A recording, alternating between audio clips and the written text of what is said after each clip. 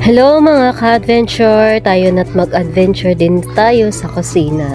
Samahan niyo ako at magluluto tayo ng masarap na ulam. So, ang lulutuin ko ngayon ay ang talong. Slice lang natin ng small cubes.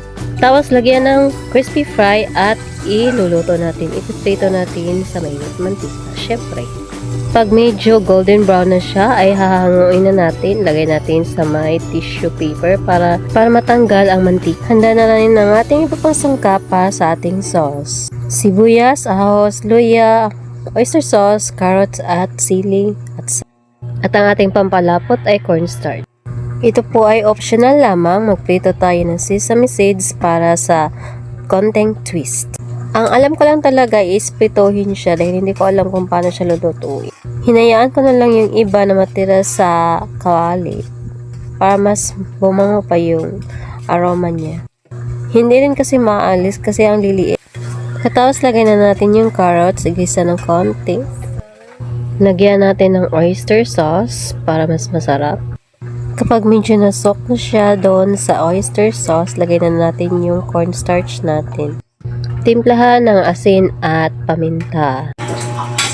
So this is our sauce. Saucy.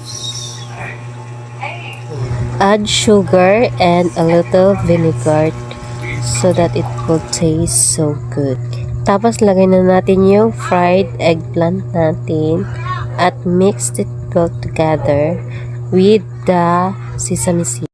So ganito na siya guys at nakakatakam na siya as in super try nyo rin to guys para may iba naman kayong recipe for talong. Nakakaumay na rin kasi yung torta. Sabi ng mama ko ano daw talaga kasi yung lulutuin ko. Feeling ko talaga magugustuhan talaga to ng mga Junakis nyo. Wala kasi akong Junakis. Char. Ito yung crispy fried eggplant sauteed with oyster sauce and sesame seeds. So, ang sarap.